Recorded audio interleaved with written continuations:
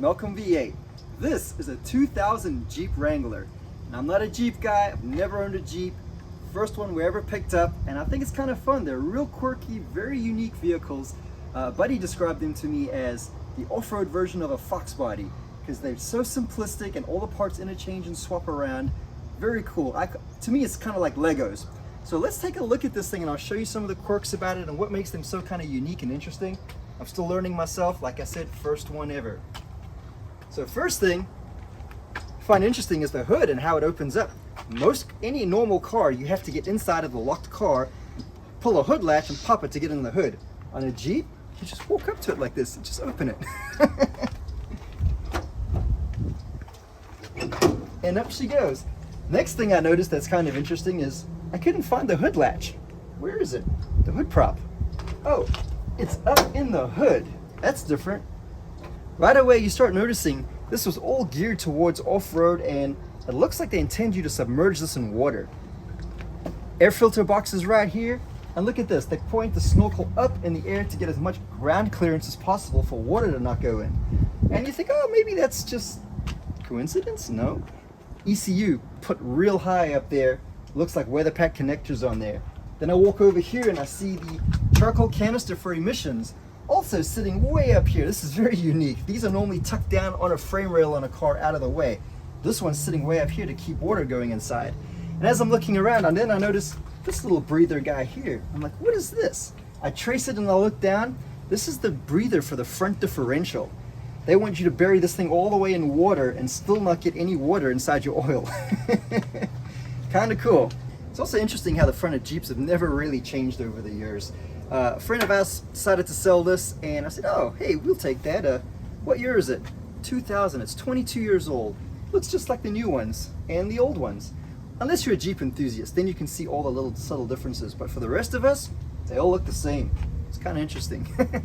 Something else very unique here is these doors. I didn't realize they have so many different door styles, but this one, apparently they call it a half door because it's half a door. It looks like a whole door, but this part is plastic. And it apparently just comes right off as well. I've never actually taken it off, but the doors are so self-contained. You see right away, there's no wires coming in, there's no speakers, there's no power door locks or anything like the newer vehicles have. It just uses a strap to hold the door from opening too far. This one's broke, we need a new strap, but you see the concept. Now apparently this, well, you can just zip this down to open your window. Now apparently they have one where it's a whole door with a real window that goes up and down, but on this kind you can pull these out. I've never tried it, but apparently, let's see, I don't know if there's a release mechanism. Nope, you literally just pull it out. Look at that, the door just comes right apart. And now I see why they call it a half door. You quite literally have half a door. And if this half door is still too much for you, apparently the door comes right out. To me, it looks like there's a nut over here on the bottom of the hinges. You just take those two nuts off, and I believe you can pull it out and take it off. We'll get some tools and come back to that. But looking at the rest of this here, all this side, and there's some bars behind it, I believe all of this comes out as well. So I think we're gonna try and play with that too. It's kind of interesting how that works. I find them very unique and interesting how nothing really seals up. Like, I can put my fingers between the cover and the tailgate. It's like right here, this seal, you know, I think most of the seals, I don't think you're supposed to drive these through a car wash. I feel like you're gonna get sprayed and water in everywhere if you do something like that. And there's not much of a cargo space back here. You have, oh, what's that, maybe 12 inches, less up top here. So, you know, not really a storage kind of thing, but this back seat does come out. So if you just want two-seater and more luggage space, that works. Now I noticed this has these monstrous tires, and looking at the sticker in the door, I can tell this is not stock at all. These are 33, 1250, 15 tires. They look really cool. They're really big though, and I have a feeling it's part of the problem in how this thing drives. We'll talk more about that in a little bit, but man, they look good. Going back to that analogy of these things are just Legos, I've noticed that almost every Jeep I look at has something completely different on the side in terms of a step and how you get in there. Just a couple bolts here and a couple bolts there, and apparently tons of aftermarket options. This one's kind of neat looking. I've seen some that are just flat and square. There's all kinds of shapes. Kind of back to that whole customize them and just mix and match parts how you want them to look. Something else you notice right when you get in here, obviously, you know, it's a soft roof and not much of anything, but these stickers catch your attention, and it actually says these tops are only for protection against the elements, nothing else. So these are literally just sun covers. In the same thing on the doors here on the side, it says the same thing. This is just for like rain and sun. So they don't offer traditional protection in terms of normal vehicles. They do have some of these bars and bars here, and I can see all these connections where I can remove a lot of these bars. So we're gonna have to experiment with that and see how far this comes apart. Other interesting things I noticed in the interior is a lot of items have locks on them that I don't normally see on cars. Like the center console here, you can lock it. And at first I thought, wow, why is that? And then you realize real quick, well, this thing is completely open, and even when it's closed, it's just plastic. You could just punch your hand through. You wouldn't even need a tool to break in here. You do have the good old lever down here. Manually pull it up into 4-wheel or over and back into 4-low. Kind of nice. I like these manual levers. It's just a more robust, manly off-road feeling driving it. Something else interesting with these Jeeps is a duck on the dash. You know, I see Jeeps driving around like that all the time, and I saw one in this Jeep when we got it, and I just figured, well, maybe you're supposed to get it that deep in water to where these things float. Or what is the point of that? Turns out it's a huge big thing with Jeep people. It's this game they call Duck Duck Jeep. And the idea is you give each other ducks and you put them on your dash. I'm not 100% sure I understand the game, but it exists. I guess I'll have to find out more about that. Something else kind of unique and interesting is you notice just how deep your footwells are, how your feet sit in there. And see that, like, your feet are caught in here, like you can't just step out of the Jeep. You really have to climb up and over. And at first I thought, wow, that's kind of goofy, and I couldn't understand it. But then you quickly realize it's because the doors come off of these things, and if you're driving around with just bars or no door, kind of saves your feet from just falling out and dangling everywhere. Okay, I really want to see more of this all gone and down and see how this works. So yeah, let's just start taking it apart. Zippers.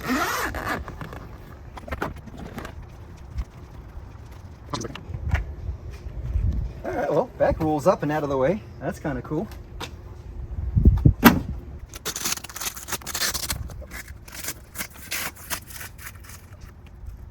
There's a zipper under here.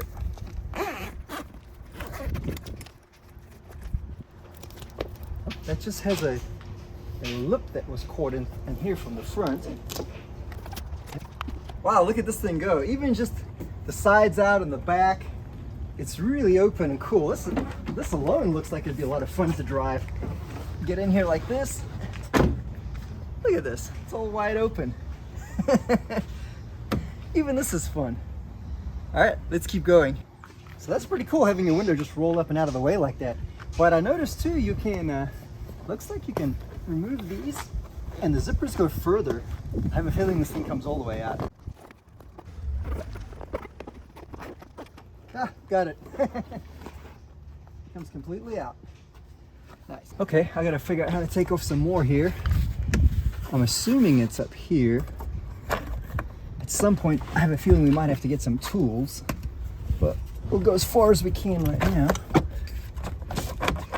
Oh, look at that.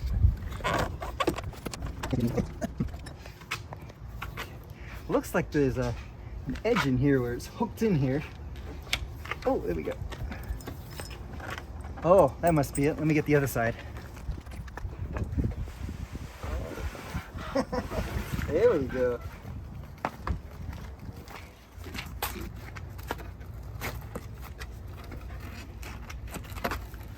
Okay, there we go. Oh, there we go, there we go.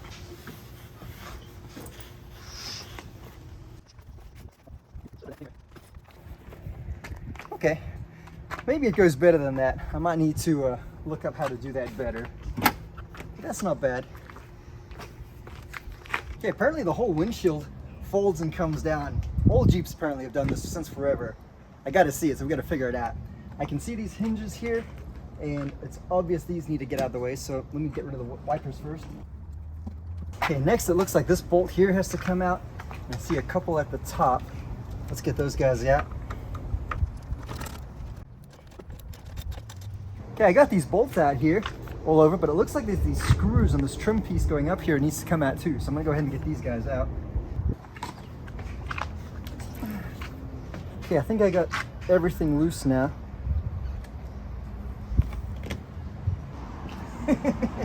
Look at that. Is that gonna hit that mirror? You pull that door a little?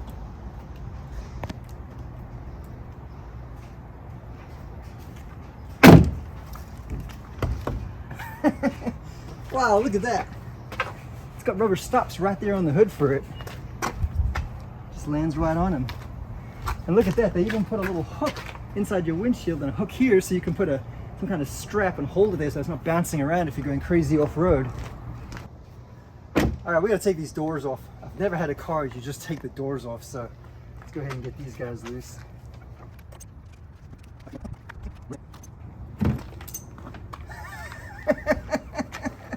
Man, it doesn't weigh anything. Look at that. Just a little one-hand door. Look at that. All torn apart. And it's not a kit car, a custom car, or something someone built. This is a Jeep, how you buy them.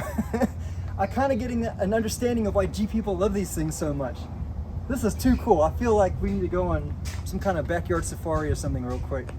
Let's go for a ride.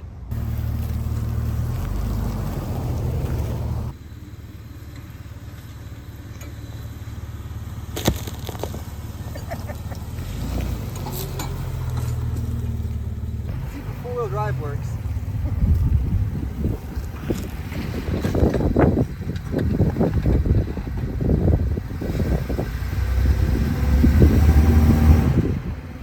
That's two-wheel drive, it looks like.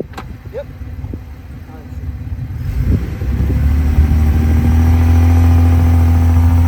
Four-wheel drive works.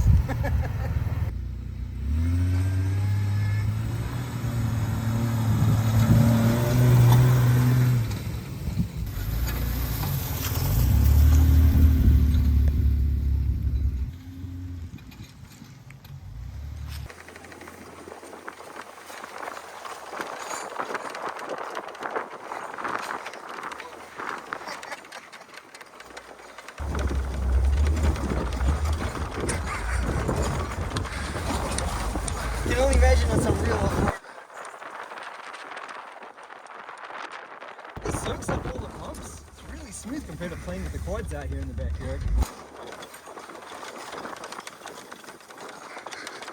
I don't know if really smooth is the right term. Just drive over everything. It's just like playing with a four-wheeler in the backyard, but a little more fun.